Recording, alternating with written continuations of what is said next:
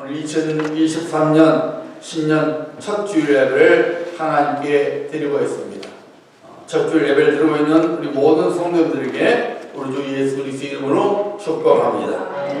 오늘 첫 주일 예배 어떤 주제를 가지고 말씀을 나눌까 하다가 소망이라는 주제를 가지고 오늘 말씀을 나누기를 원합니다.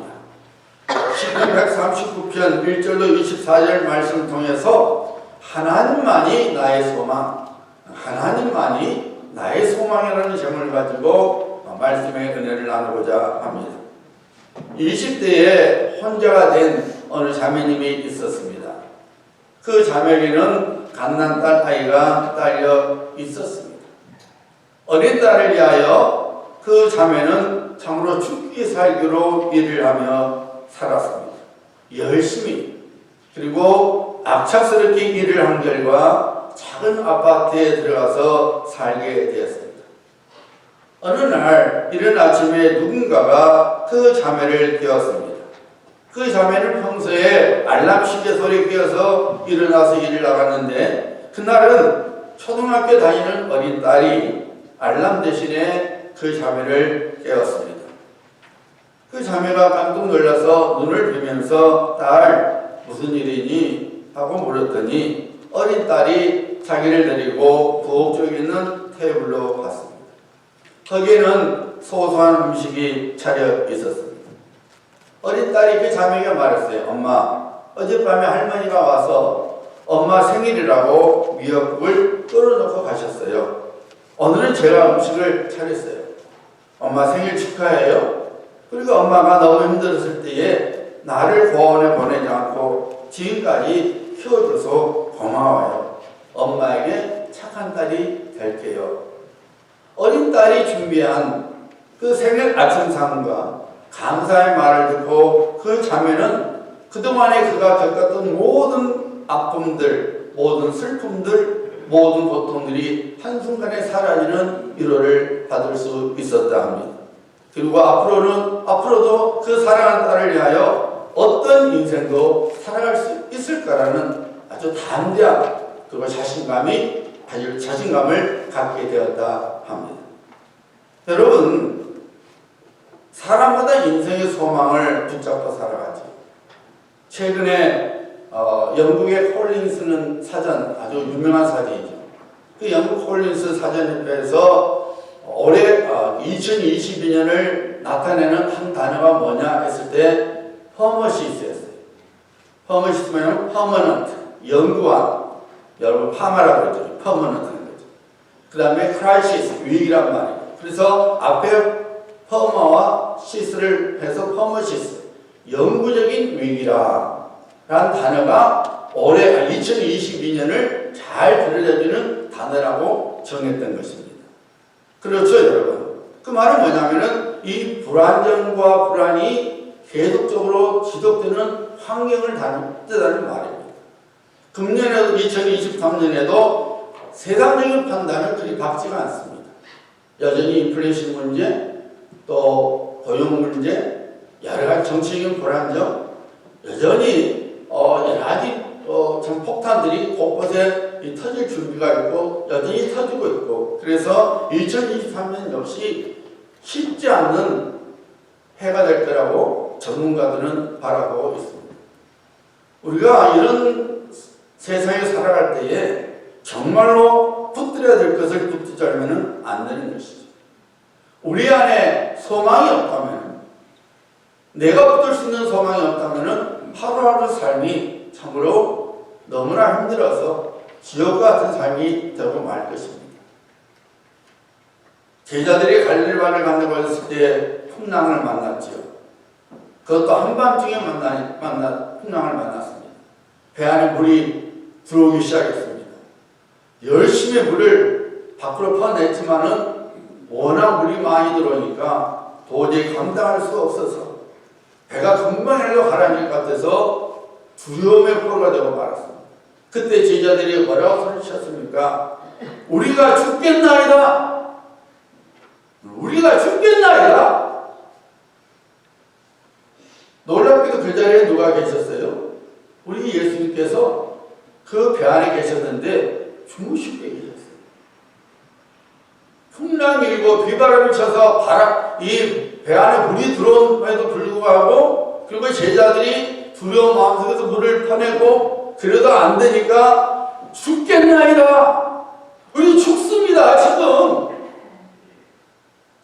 우리가 주님 죽습니다. 지금 죽으실 때가 아니에요.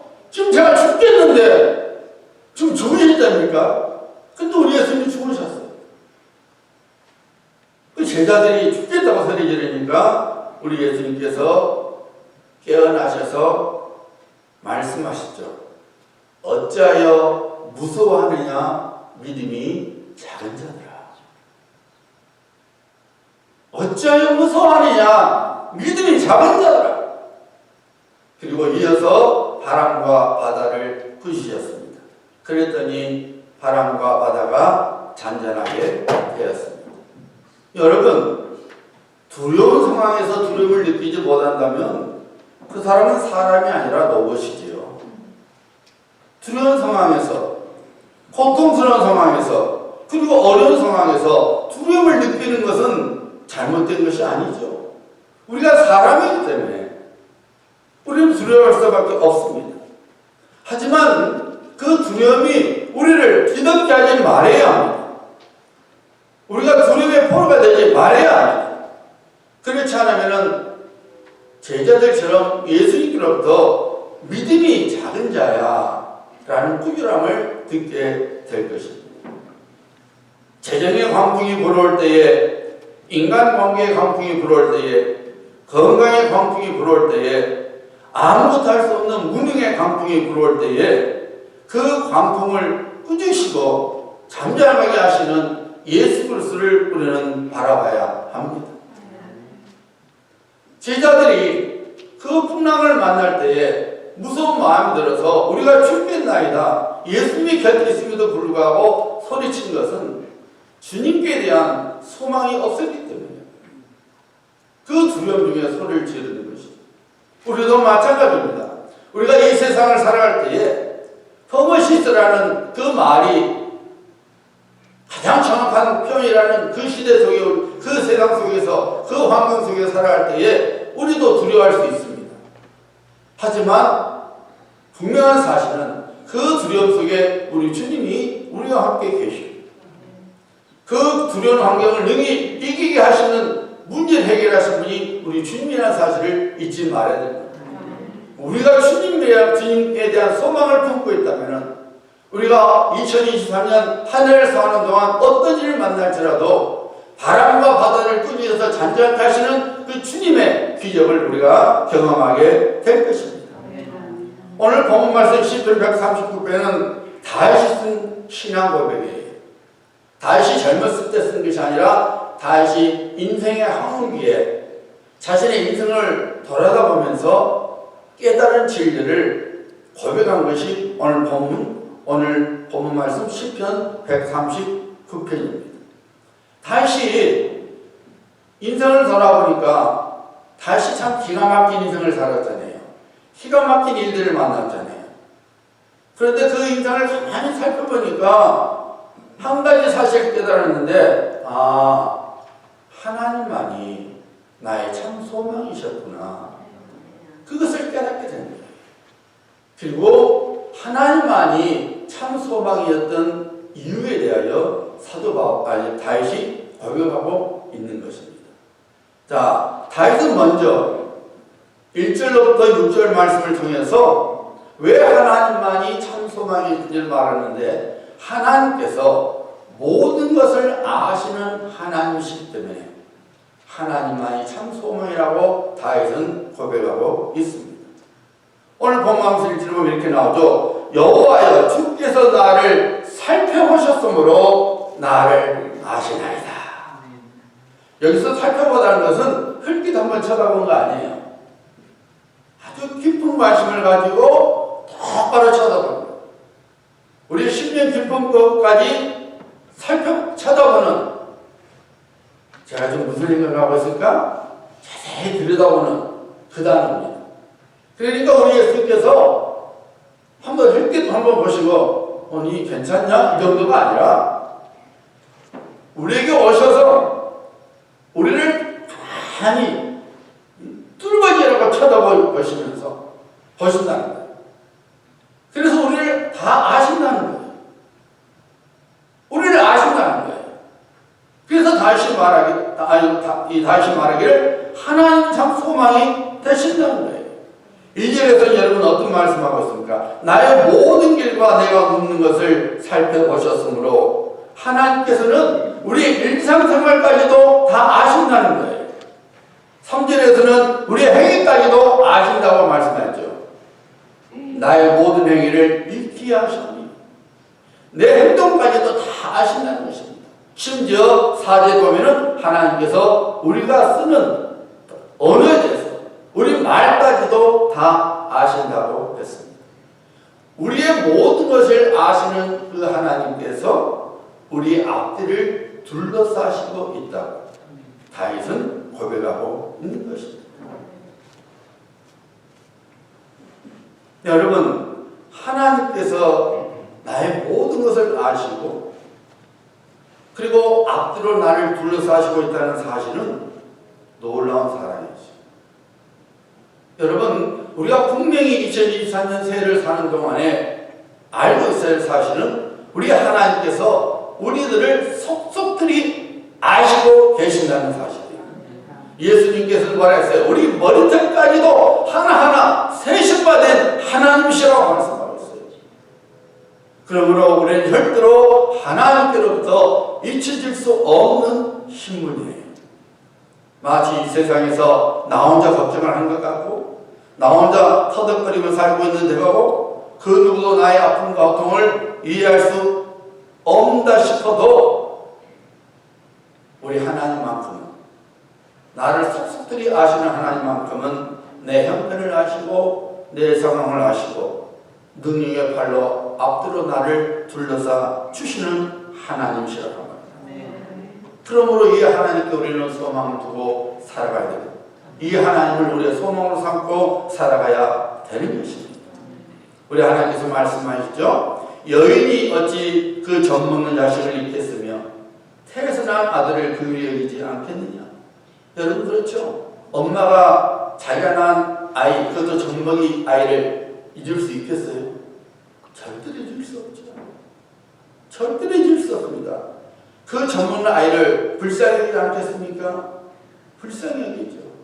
그런데 하나님께서 말씀하십니다. 그들은 혹시 잊을지라도 그런 일이 없겠지만 혹시라도 엄마가 젖먹는 아기를 불쌍히 여기지 않냐고 잊어버린다 할지라도 나는 너를 잊지 아니할 것이라. 믿으시면 아멘. 엄마가 젖먹는 아기를 잊어버릴 수가 없겠지만 불쌍히 여기지 않을 수는 없겠지만 설령 혹시 그런 일이 일어날지라도 나만큼은 내가 너를 잊지 않냐고 너를 내가 긍휼히 여겨준다 라고 하나님께서 말씀하시는 것입니다. 다시 말씀드리면 우리 하나님은 우리를 아시는 분입니다. 우리의 형편과 상황까지도 알고 계십니다. 이 세상에서 일어나는 모든 일들을 알고 계실 뿐만 아니라 앞으로도 일어날까지도 알고 계십니다. 그래서 우리는 결코 실패의 인생으로 끝날 수 없어요. 하나님께 소망을 두고 살아가는 자녀는 하나님께서 반드시 앞뒤로 둘러싸셨어요. 우리 한 사람 한 사람을 향한 하나님의 마음이 이루어질 수 있도록 하나님의 계획이 이루어질 수 있도록 하나님의 구원이 이루어질 수 있도록 복을 부어 주시고 은혜로 감사 주시는 것입니다. 하나님은 왜 우리의 참 소망이 되십니까? 우리의 모든 것을 아시는 분이십니다. 하나님은 우리의 참 소망이 되십니다. 두 번째로 다윗은 왜 하나님께서 우리의 참 소망이 되심을 7절로부터 12절 중에서 드러내고 있는데 어디든지 계시는 하나님이시기 때문에 우리 하나님만이 우리의 참 소망이라신 것입니다. 우리가 부르는 찬송가 있죠. 438장 높은 산이 바다를 불러봅시다. 거친 들이 조막이나 흥건이나 내 주 예수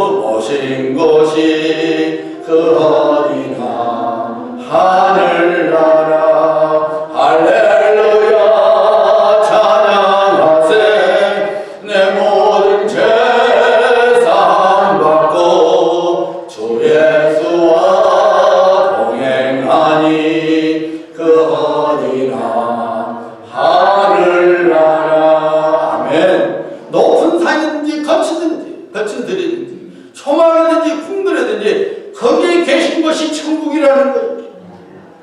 궁궐이기 때문에 천국이 아니라 거기에 하나님이 계시니 천국이고, 초막이지만은 거기에 하나님이 계시면은 천국이라는 것입니다. 여러분, 하나님께서는 어디든지 계시는 하나님이십니다. 요셉이 기가 막힌 일을 당했지요. 형들로부터 팔렸습니다. 다른 사람에게 팔린 것도 아니고 형들로부터 팔렸어요. 종이 됐습니다. 노예가 되었습니다. 나중에는 심지어 모함을 받고 죄인까지 되었습니다. 얼마나 기가 막힌 상황입니다. 그 상황 속이라면 얼마든지 다윗이 참 믿음을 놔버리고 포기할 수 있었겠지만은, 우리가 창세기 요셉의 삶을 보면은 요셉은 늘 하나님을 들춰줍니다. 늘 하나님을 내세웁니다. 그 말은 하나님이 늘 그와 함께 계신다는 사실을 믿고 살았다, 그 말이에요. 노예의 삶을 살아갈 때도, 종의 삶을 살아갈 때도, 죄수의 삶을 살아갈 때도 여전히 하나님께서 그와 계심을 믿었던 거예요. 그러니까 바울 앞에 섰을 때도 하나님께서, 여호와께서 아시게 하실 것입니다. 내가 말씀드리죠 하지 않았어요. 여호와께서 바로 당신을 알고 깨닫게 하실 것입니다. 알게 해주실 것입니다. 그 말은 무슨 말이에요? 늘 하나님을 인정한 거죠. 왜? 하나님께서 그와 함께 계심을 믿었기 때문에 바로 앞에서도 하나님을, 이름을 드러냈던 것입니다. 그랬더니 어떤 일이 벌어졌습니까? 하나님께서 약속하신 그 복이 요셉에게 이루어졌습니다. 그 당시 가장 강대국인, 오늘 내가 미국이 초강대국이지만 그 당시는 애국, 지금의 이집트가 최강국이었어요. 그 강대국의 국무총리가 되었어요. 하나님 뜻대로 자기의 가문을 살 뿐만 아니라 많은 사람들의 생명을 살리는 하나님의 구원의 도구가 될 수 있었던 것입니다. 왜냐하면 하나님 어디든지 계시는 하나님이시기 때문에. 여러분, 이 금년 한 해를 사는 동안에 우리가 어떤 일을 만날지 모릅니다. 좋은 일들만 찾아오면 얼마나 좋겠습니까? 행복한 일들만 찾아오면 얼마나 좋겠습니까? 그러나 여러분, 우리 인생이 그렇지 않습니다. 어떤 일을, 우리가 만나는 일들이 아픔일 수도 있고, 절망일 수도 있고, 괴로움일 수도 있고, 근심의 덩어리일 수도 있습니다. 분명한 사실은 거기서도 하나님께서 우리와 함께 계신다. 하나님께서 나와 함께 계신다는 이 믿음을 놓지 말아야 합니다. 우리가 그 믿음으로 살면 하나님께서 반드시 우리를 향한 그의 뜻을 이루십니다. 요셉을 향한 그의 뜻을 이루신 것처럼 우리 한 사람 한 사람을 향한 하나님의 구원을 반드시 이루십니다. 어디든지 계시는 하나님, 그래서 하나님은 우리의 소망이 되십니다.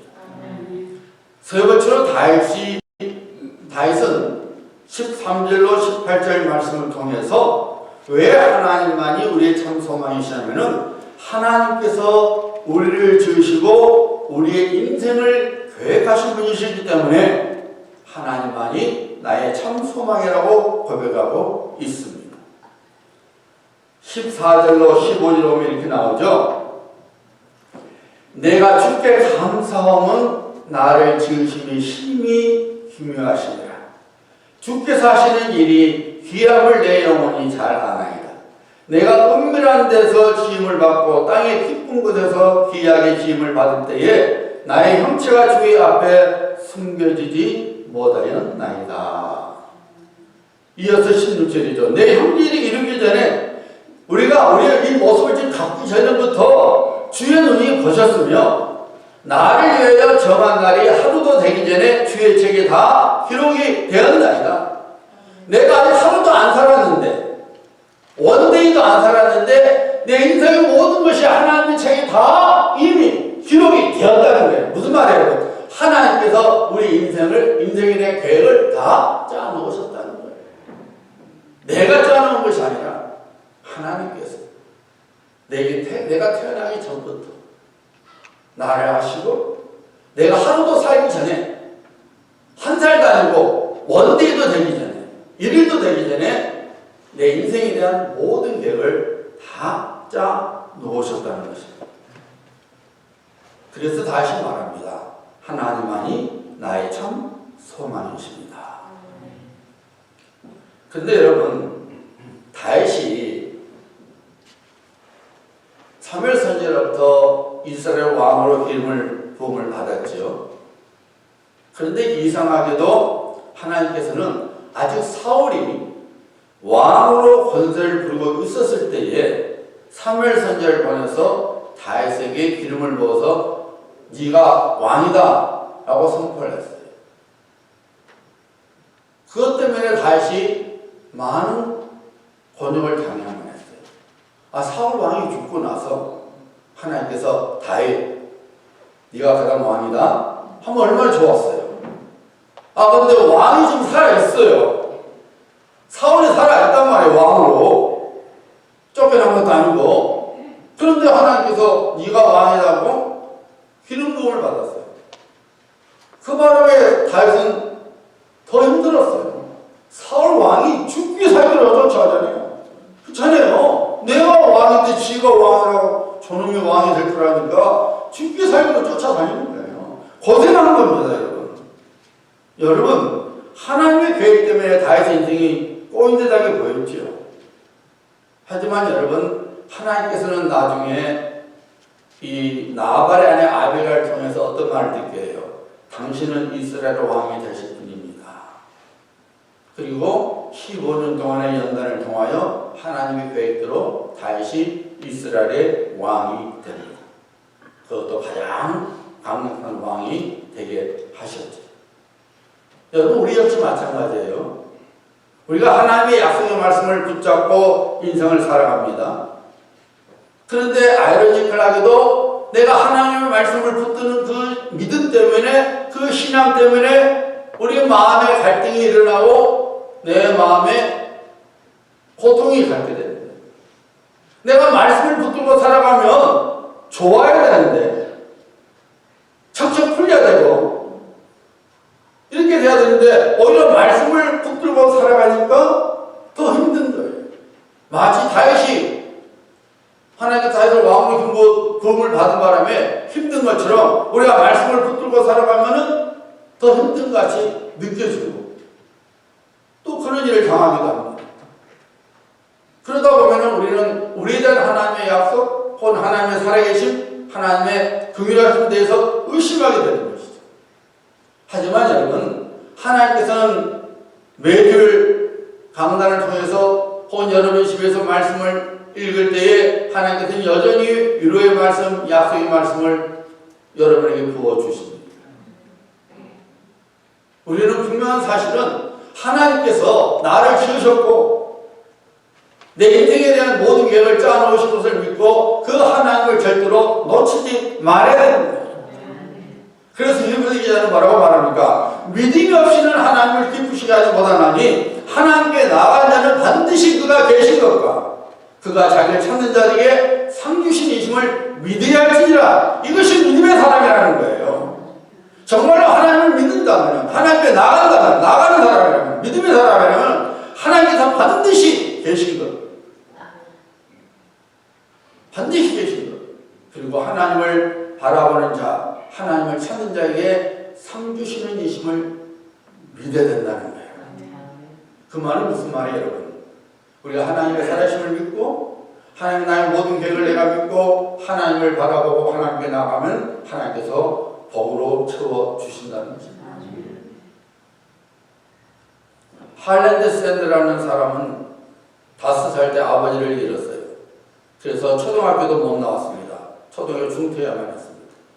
이것저것에서 닥치는 일에만 했습니다. 당시 경제 대공황이 일어났습니다. 모든 사람이 힘들었을 텐데.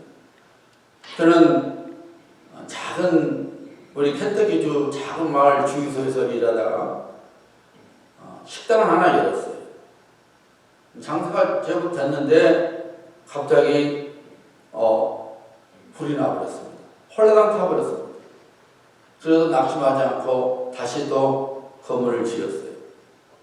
11가지 양념으로 만들어지는 그 독특한 치킨 맛이 유명해지니까 켄터키 주지사가 샌더스를 켄터키주 명예대령으로 삼았습니다.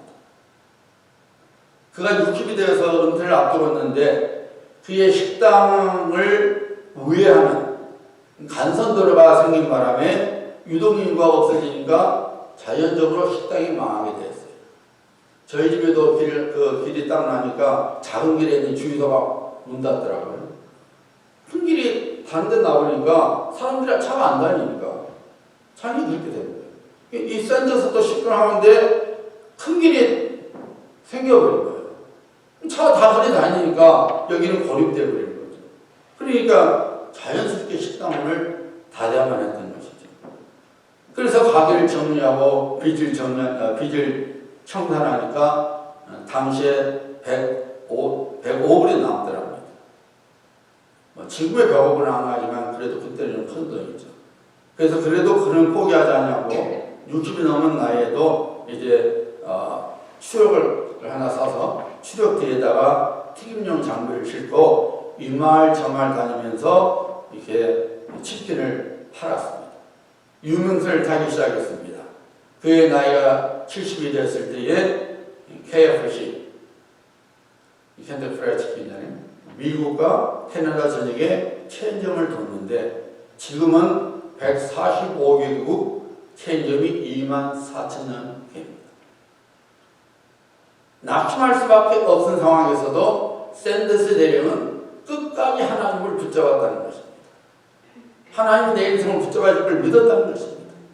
내 계획이 이렇게, 내 인생의 계획이 이렇게 끝나지 않은 것을 믿었다는 것입니다. 나의 70이 되어서도 하나님 붙들고 살아갔을 때에 오늘날 145개 나라에 24,000개 KFC가 있다는 사실입니다. 여러분, 하나님께서는 우리 한 사람 한 사람을 지었을 뿐만 아니라 우리를 위하여 아름다운 계획을 세우셨어요. 육신적으로 지으실 뿐만 아니라 하나님의 자녀, 영의 자식으로도 하나님께서 지으셨는데 그냥 지으심으로 끝나는 것이 아니라 우리 인생 계획을 하나하나 다 세워주셨다는 것입니다. 우리는 그러므로 믿음으로 우리를 위하여 세워놓으신 하나님의 계획을 우리 것으로 삼아야 합니다. 하나님께서 준비하신 것은 이미 제가 말씀드린 대로 오직 믿음으로만이 꺼낼 수 있는 거예요. 하나님이 예비하신 모든 보화의 천국의 문을 여는 것은 믿음이에요. 그 믿음으로 열면은 우리를 위하여 계획하신 모든 것들이 내 것이 되는 하나님의 구원을 보게 되는 것입니다. 하나님은 우리의 소망이십니다. 왜 그렇습니까? 우리 하나님은 우리 인생의 기자이시기 때문에 나를 지으시고 나의 인생을 계획하시고 금년 한 해 사시는 동안에 내 인생의 디자인은 내가 아니고 살아계신 하나님, 눈치 못하시면 하나님, 모든 것을 다 하시는 하나님, 어디든지 계시는 하나님이 나의 디자인이시니 그 하나님을 붙잡고 살아가시고 하나님께 소망을 두고 살아가시기를 주 이름으로 축원합니다. 마지막으로 다윗은 19절로부터 24절 말씀을 통해서 하나님만이 참 소망이신 이유가 뭐냐면은 하나님은 인생의 재판장이시기 때문에 하나님만이 참 소망이 되심을 다시 고백하고 있습니다. 하나님은 우리 인생의 재판장이십니다. 우리가 행한 대로 반드시 갚아주시는 하나님이십니다. 우리가 인생을 살다 보면은 10편 73편을 지은 아삽처럼 그런 고백을 할 수가 있어요. 여러분. 나는 거의 넘어질 뻔하였고 나의 걸음이 미끄러질 뻔하였으니 이는 내가 악인의 형통함을 보고 오만한 자들을 질투하였음이로다. 지금은 이 세상을 떠났지만 제 옆에 살았던 그 이웃분이 함부로 그래요. 하나님이 살아계시면 왜 저렇게 아프리카 어린아이들이 저렇게 참 힘들게 살고 이 세상에 이렇게 나쁜 사람들이 잘 살겠니? 그러는 거예요. 그래서 제가 그랬어요. 그게 하나님 탓입니까? 아니죠. 하는 거예요. 알아요. 하나님 탓이 아닌 줄 알아요. 그런데 불구하고 막상 세상을 보면은 야 이거 뭐야? 어떤 어떻게 악한 자가 여기 잘 돼? 예수 믿는 안 믿는 자가 왜 이렇게 잘 돼? 제 아내가 종종 하는 말이 있어요. 예수 안 믿는 사람들도 비즈니스만 잘 만들더만 하나님 우리 교인들한테 좀 뻑뻑 칵박 좀 주시지. 그러면 하나님도 좋을 텐데. 우리 심정이 그래요. 우리가 잘 돼야지. 악한 자보다는. 우리가 잘 돼야지. 예수 안 믿는 사람보다는. 그러니까 아삽이 말한 것처럼 10편 7편에서 아삽이 말한 것처럼 하나님 나 너무 불안합니다 지금. 내 거들을 믿길 반영해서 내가 좀 시험 들었다. 거의 들었다 그 말이죠. 왜요? 악한 자가 잘 되고 오만한 자가 잘 되니까 지금 제가 시험 듭니다 지금 하나님. 여러분 그런데 가만 생각해 보세요. 사도 바울이 말한 대로 이 세상의 삶의 전부라면 육신의 부활이었다면 우리 예수 믿는 사람이 이 세상에서 가장 불쌍한 사람이에요. 여기 머리가 좀 딱딱하지 않겠어요? 세상에 나가서 실컷 즐겨야지. 그렇잖아요. 하지만 우리에게는 천국이 있고 부활이 있기 때문에 우리는 그냥 막 살아갈 수 없는 거예요. 왜요? 하나님의 시간이 되면은 우리는 누구나 다 할 것 없이 하나님 앞에 서게 됩니다. 그리고 우리가 행한 모든 대로 하나님의 심판을 받게 됩니다. 우리가 한 말에 대하여 심판을 받게 됩니다. 우리가 한 행위에 대해서 심판을 받습니다. 심지어 우리가 품는 마음에 대하여 하나님께서 심판하십니다. 하나님은 우리의 심판장이십니다. 성령의 감동 속에서 사도 요한이 뭐라 말했어요? 각 사람이 자기 행위로 심판을 받고. 여러분 우리는 하나님의 앞에 서게 되고 하나님으로부터 심판을 받게 됩니다. 상급의 심판, 벌의 심판을 받게 됩니다. 우리 하나님께서 성경에 말씀하셨죠? 너에게 줄 상이 내게 있어 너희가 행한 대로 내가 갚아주리라. 우리 행한 대로 하나님께서 상급을 주시겠다는 것입니다. 여러분 악한 자의 형통을 보고 잠시 시험이 들었던 시편 기자가 뭐라고 고백합니까? 시편 73편 26절로 28절이에요. 아삽이 하나님 저 지금 시험 들려고 합니다 하다가 이렇게 말합니다. 내 육체와 마음은 쇠약하나 하나님 내 마음의 반석이시오. 영원한 품길이시오. 무릇 주를 멀리 하는 자는 망하리니 음녀같이 주를 떠난 자를 주께서 다 멸하셨나이다. 하나님께 가까이함이 내게 복이라. 내가 주 여호와를 나의 피난처로 삼아 주의 모든 행적을 전파하리이다. 악한 자가 잘 되는 보니까 시험이 들 뻔했는데 가만히 보니까 하나님이 악한 자를 심판하신 것을 보고 하나님을 가까이함이 복이구나. 하나님을 믿는 것이 복이구나. 그래서 말하죠. 하나님을 피난처로 삼으리라. 사랑하는 성도님들, 하나님은 우리 인생의 재판장이시기 때문에 하나님을 가까이 하는 삶을 살아야 합니다. 무슨 말입니까? 여러분? 하나님을 나의 하나님으로 믿고 살아가야 된다. 그 말입니다. 하나님만 우리의 소망이 있습니다. 여러분 이 세상에서 악한 자들이 잘 돼서 살면 얼마나 살겠습니까? 기껏해야 80년 안팎이에요. 80년 안팎이에요. 그 다음에 뭡니까? 나사로는 비록 이 세상에서는 거지처럼 살았지만은 그러나 그는 영원한 천국에서 하나님과 복을 누렸던 삶을 살았습니다. 어리석은 부자는 이 세상에서 모든 것을 누리는 부자로 살았지만은 그의 인생 종말은 그것이 뭐였습니까? 뜨거운 고통 물 속에 있어야만 했습니다. 사랑하는 성도님들, 우리는 붙잡아야 될 것을 붙잡아야 됩니다. 세상에 썩어있기 때문에 하나님을 놔버리면 안 됩니다. 세상에서 만나는 어려움 때문에 내 믿음을 놓치면 안 됩니다. 어떤 경우에도 하나님만이 나의 소망 되시고 하나님만이 나의 재판장이신 것을 믿고 하나님만이 나의 상급을 믿고 하나님을 붙들고 살아야 됩니다. 하나님과 동행하는 믿음의 삶을 살아가야 합니다. 다윗은 인생 말년에 자신의 인생을 돌아보면서 하나님만이 나의 참 소망이셨구나. 그 놀라운 사실을 깨닫고 성령의 감동 속에서 선포해서 오늘날 우리를 하여금 우리 역시 다윗처럼 하나님께 참 소망을 두고 살아갈 수 있도록, 그래서 다시 다윗이 누렸던 복을 받아라고 지금 우리에게 증거하고 있는 것입니다. 사랑하는 성도님들, 2023년 어떤 인생을 우리가 살게 될지 모르고 어떤 일을 우리가 만나게 될지 모르고 어떤 환경 속에 우리가 빠질지 모르지만 분명한 사실은 하나님이 내 편이라는 사실을 잊지 마시고 그 하나님께 소망을 두고 살아가시기 바랍니다. 하나님 끝까지 붙들고 살아가셔서 여러분 2023년 마지막 즈음이 되면은 하나님이 이렇게 해주셨구나. 하나님이 참 나의 소망이셨구나. 그런 놀라운 고백을 할 수 있는 우리 성도님들 되시기를 예수님의 이름으로 축복합니다.